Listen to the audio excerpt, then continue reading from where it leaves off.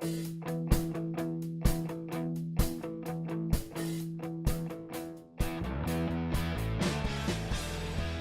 everyone, I'm David Wojcik and this is MBOT TV. Stories we covered this week: Sheridan College gets a new leader. MNP future leaders compete for big prizes. Monte Carlo Inn's Golf Day raises huge dollars for charity. Part 3 in our Pearson Airport story, and Part 1 in our series on digital distraction in the workplace. And our weekly political update with Brad Butt, who has news on the new government of Ontario, Mayor Crombie's reaction to the new party in power, and the G6+1 summit, which took place this past weekend in Quebec. Welcome to MBOT TV, a weekly recap of what happened in business at the Mississauga Board of Trade and around the city of Mississauga. Are you looking for an amazing offer from a prestigious golf course? Listen to what Credit Valley Golf and Country Club has in store for you. Change the way you do business with a Credit Valley corporate-owned membership. With full transferable privileges and limited space available, this is the way to value clients. Credit Valley Golf and Country Club, making the world of business better. This week, the new president and vice chancellor was appointed by the Sheridan College Board of Governors. Dr. Janet Morrison, who is currently the vice president and provost, will take the helm effective August 7th. Dr. Morrison has been in her position at Sheridan for the past 2 years. She is also a member of the board of directors here at your Mississauga Board of Trade. We wish Dr. Morrison our sincere congratulations and look forward to working with her in her new and well-deserved role at the college. 6 young entrepreneurs gave riveting presentations and answered pointed questions from a panel of judges in the first annual MNP Future Leaders Competition. The presenters wowed the judging panel with leading-edge ideas from cancer research to environmentally safe winter outerwear. The 3 winners of the competition will receive thousands of dollars of services from MNP plus membership in your Mississauga Board of Trade. The final 3 will be announced at a celebration dinner on June 19th. Monte Carlo Inns are known for great hospitality, along with a passion for giving back. For the last 19 years, President and founder Dominic Meffe and his team have supported the Darling Home for Kids, a palliative care hospice center for children. This year, their sold-out golf event raised $45,000 for the charity. The Mississauga Board of Trade congratulates the Monte Carlo team for the wonderful work they do on behalf of Darling House. Pearson Airport, which is run by the GTAA and located within the boundaries of Mississauga, is an economic driver for the city. Today we present Part 3 in our series with Siobhan DeRoche from Pearson to discuss how Pearson assists the city and region in collecting development charges, which are fees used to build infrastructure in the region of Peel. So tenants that are developing on airport land, third-party tenants, they follow a process that was developed back in 2007 between the GTAA and the city of Mississauga. So we were developing, or Air Canada was developing a flight facility, and we agreed to a process that mirrored a development process if something was to be developed off airport. So what they do is they bring the plans and the designs to the city. They follow the city of Mississauga's development application review process, and so that provides the city, the region, and also the Toronto Region Conservation Authority, if needed, to weigh in on those plans, and if they're needed to be amended, they will. And then the development charges are also calculated based on the day that the facility's alteration permit is issued by the GTAA. So that is a voluntary process. So because the GTAA is located on federal property, the Superior Court has made clear that any developments that are taking place on airport are not subject to municipal building codes and the municipal building process. However, the GTA has said that its tenants need to voluntarily pay development charges to the city of Mississauga and have them calculated by the city of Mississauga. The alternative would be for the city of Mississauga to submit a request to the federal government, and then the federal government would decide how much is owed to the city. So the GTAA making our tenants pay development charges voluntarily allows the city to receive a more predictable and more timely development charge process. How many times do you pick up the phone during the day only to find no one is trying to contact you? It's called digital distraction, and the president and CEO of AMJ Campbell International decided to write a book on the subject with co-author Dr. Greg Wells. Today we present part 1 in a 5-part series on digital distraction and what business owners can do to help their employees cope and conquer the addiction. Up to 30-40% of their day on some form of digital, being distracted with some form of digital media. So whether it was texting, one of the many social media channels, from Twitter to Facebook to Instagram to Snapchat, somebody's spending billions of dollars a month on shopping on Amazon, and it's not happening just in the evenings and the weekend. It's an addiction. I mean, the studies show you get a little shot of dopamine when you check your social media feeds, and when somebody likes something that you're doing.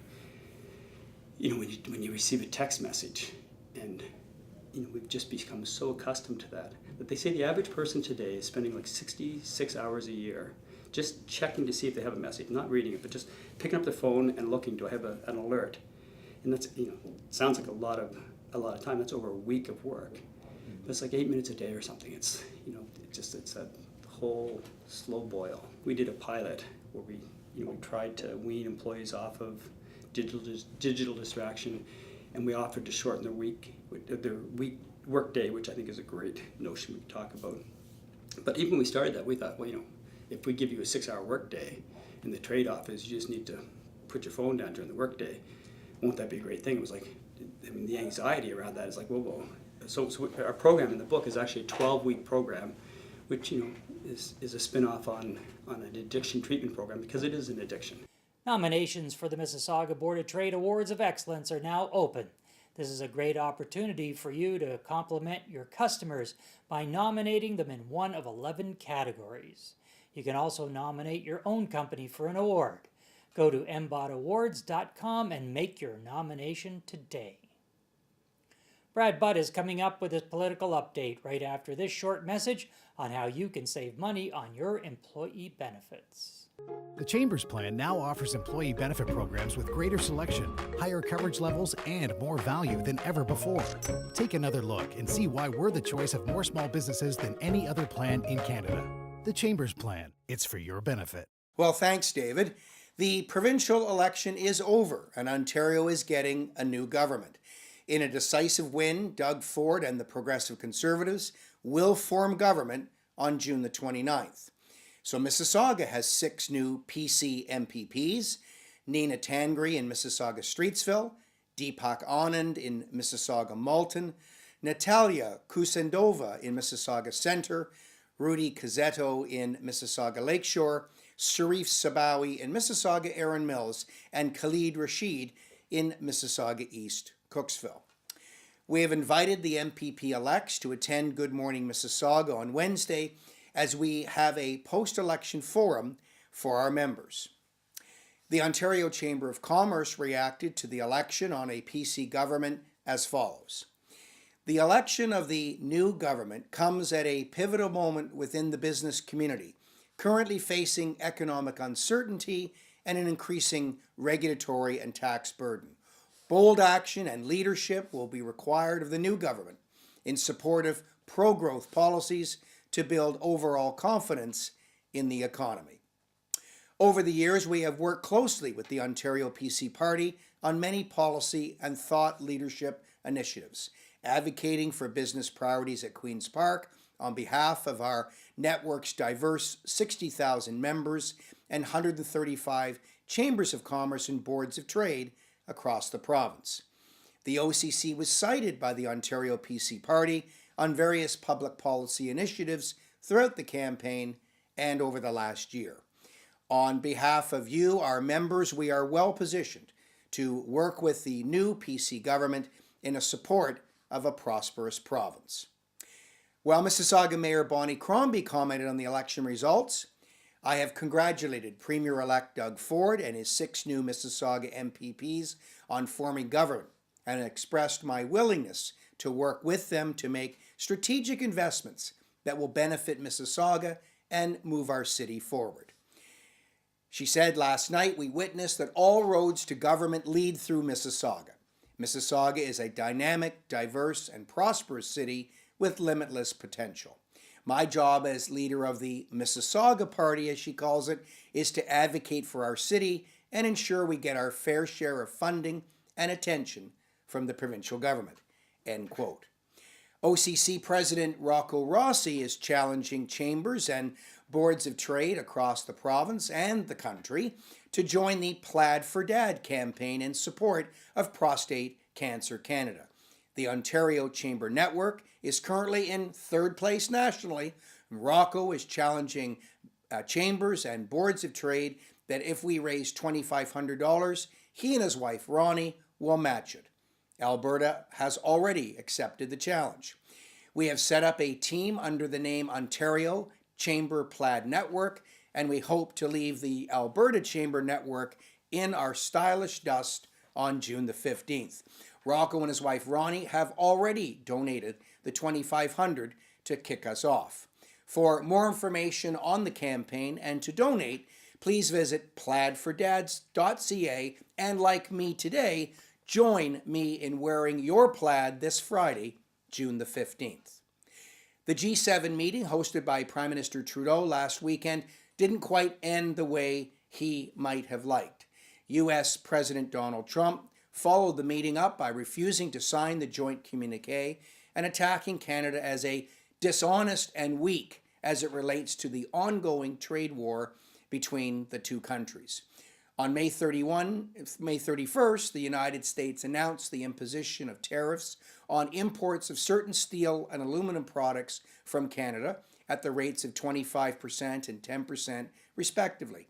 In response to these measures, Canada intends to impose surtaxes or similar trade restrictive countermeasures against up to $16.6 billion in imports of steel, aluminum, and other products from the U.S., representing the value of 2017 Canadian exports affected by the U.S. measures. The government is also considering whether additional measures may be required. Companies are invited to provide feedback to the government at the website listed on your screen. And there it is. This week, Peel Regional Council will deal with reports on the Retail Business Holidays Act and the vacant unit property tax rebate. In both cases, staff reports recommend essentially the status quo. MBOT President David Wojcik will be appearing before Council to address these issues and voice our position. And finally, the Mississauga Economic Development Office has launched a new website to attract new business and provide support to existing businesses. This exciting new site is at thefutureisunlimited.ca. Back to you, David. Thanks, Brad. And here's what's coming up at your Mississauga Board of Trade. On June 13th, Good Morning Mississauga is at the University of Toronto Mississauga campus. Come out and connect with your MBOT colleague. Book a speaker spot. Where else can you make over 100 cold calls in just 2 minutes? Immediately after GMM, we will hold an election debrief to discuss the issues of business and our plan to advocate for our members with the new Premier of Ontario and his cabinet.